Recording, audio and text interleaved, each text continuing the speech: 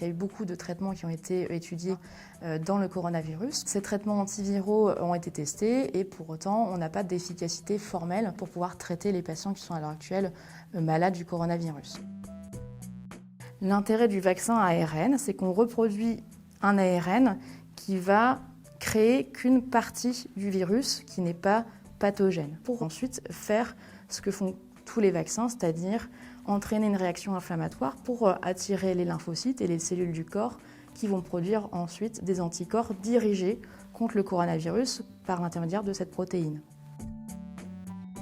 En fait, c'est parce que le brin d'ARN, il n'est pas tout seul en fait, dans le vaccin, il est enveloppé des particules de gras. Donc il y a des lipides, du cholestérol, des phospholipides.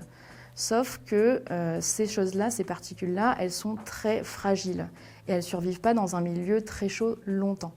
Le fait de le conserver à des températures très basses, c'est qu'on assure une sécurité sur la consistance du vaccin. C'est-à-dire que vous avez bien votre petit brin d'ARN qui est protégé par ces particules de gras. Et donc quand on va injecter, on sait que ces particules de gras ne seront pas désagrégées et on peut assurer une efficacité du vaccin par cette congélation. Les effets indésirables, on va dire qu'il peut y avoir au niveau des vaccins, ce sont des effets indésirables qui sont connus et communs à toute la vaccination. Principalement des réactions locales, c'est-à-dire une douleur au point d'injection. Ça peut être aussi un petit érythème, c'est-à-dire une réaction cutanée un peu rouge au point d'injection.